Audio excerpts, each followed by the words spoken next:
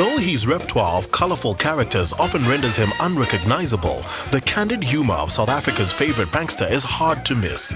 Proving that laughter really is the best medicine, Leon Schuster has kept us in stitches for 25 years.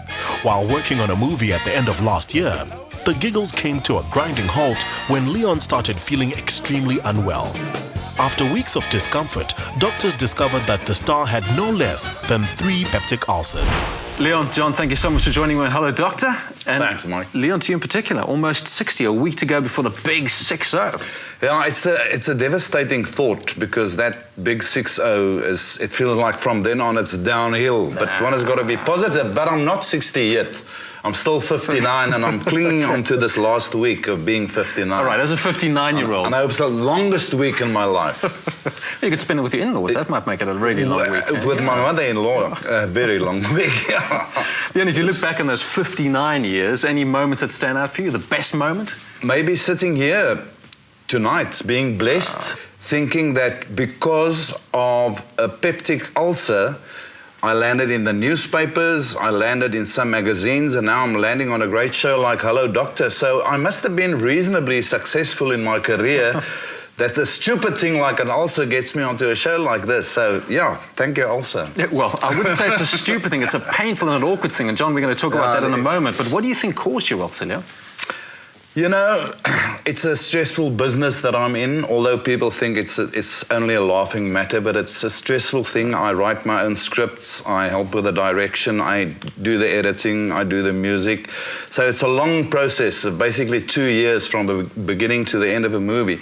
Besides that, when you work so hard, you don't eat well, you drink too much red wine, you drink too much whiskey on occasions. That's what the doctor told me, and I had to say, confirm, yeah, that's what I do. Okay. So I had to radically change my habits because this is not a pleasant feeling. No. Peptic ulcer is not a good thing to have. I can imagine.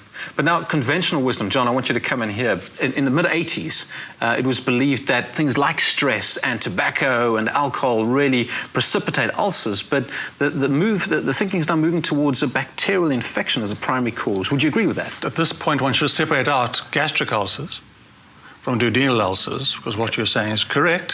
For duodenal ulcers, the ulcers occur just outside your stomach. Okay. And those ones are due to the infection and acid and stress.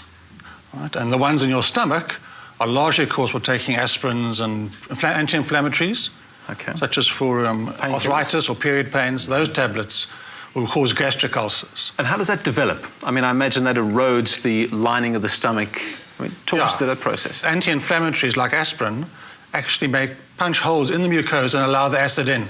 And the acid goes in and causes the ulcer. And it can happen instantaneously, virtually. Wow.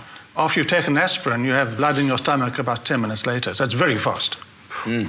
So tell me how that ulcer felt, Leon. You said it's not a nice thing. Describe that pain. You know, I was walking around with this thing for a long time before I took action, because I felt the symptoms of the ulcer was mainly nausea. Sometimes I would wake up with a stinging pain right on the pit of my stomach. I knew something was wrong, but I also knew I had a hiatus hernia, and I thought, I lived with this thing for basically since I was 20 years old, and I thought that was causing the problem.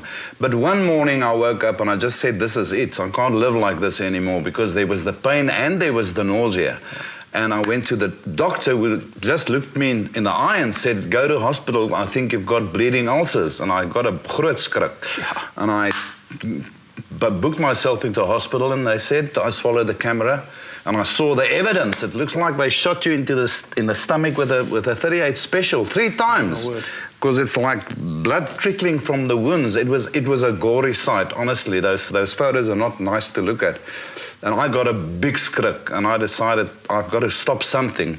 And the doctor told me what to do, what to stop, what not to eat, what not to drink. Oh, we're going to touch on that now, but I'd like to talk about those bleeding ulcers, John. That's potentially life-threatening, isn't it? Absolutely.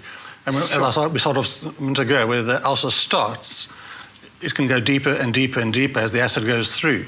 And really depends on random chance what size artery it hits first as to whether you have a little tiny bleed or a massive bleed. Now, of course, if you hit a really big artery, you know, you can meet your maker very shortly thereafter. So it is serious. So in a sense, Leon, you're a bit of a ticking time bomb.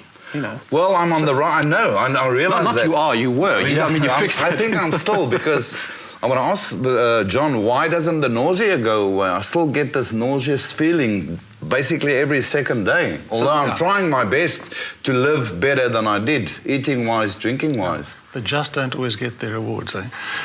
Yeah.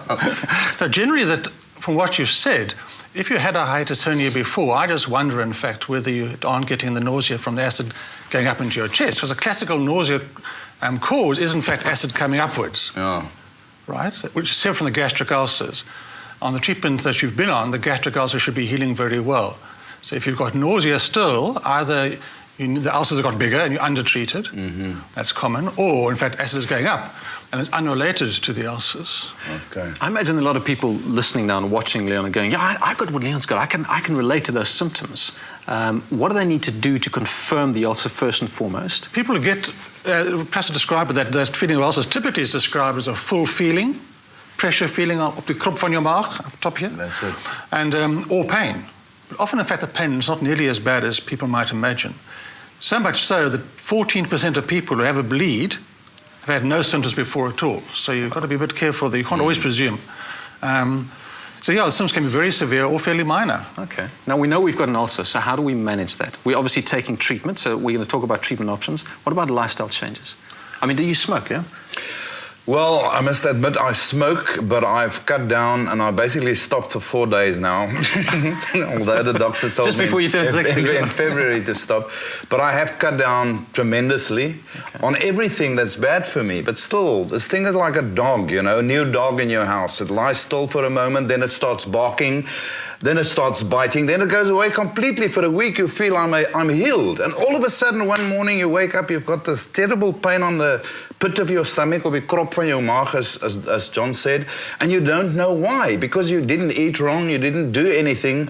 It seems like it's a long-term thing, and also it's going to be with you as long as your mother-in-law is going to be with you. Well, John, help us out here. Give us some hope. Drugs we use these days are so powerful that the need for dietary changes are actually minimal, except for the aspirin and the disperins. Alcohol doesn't make much difference. Smoking puts up the acid and causes a lot of heartburny problems. But, you know, the usual suspects are always brought out, whatever you have, when really what you actually need is adequate anti-acid treatment. Sure. The new proton pump inhibitors really are so powerful compared to the acid that you make in your body that that's what you need. And if you aren't doing well, it's because you're undertreated. You need more, not more diet, you need more proton pump inhibitors. Okay, that's quite a statement, John, to say that lifestyle changes aren't hardly as effective as just taking decent dosages of your proton pump inhibitors. Okay, Leon, well, there you got an answer for your ulcer. Maybe that's so that means I can drink whiskey again. Well, okay, we're going to go to that right now because this is getting out of hand. In fact, Leon, I've got to ask you this question. Laughter. We talked about laughter as good medicine. Do you think laughter aids in kind of healing this ulcer? Because, I mean, you give us so much laughter.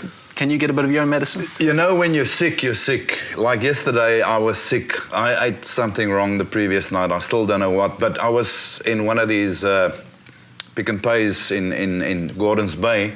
And the colored ladies were all over me for photographs and singing Kamura, Kesuka, Udigwa. And I wasn't feeling like it.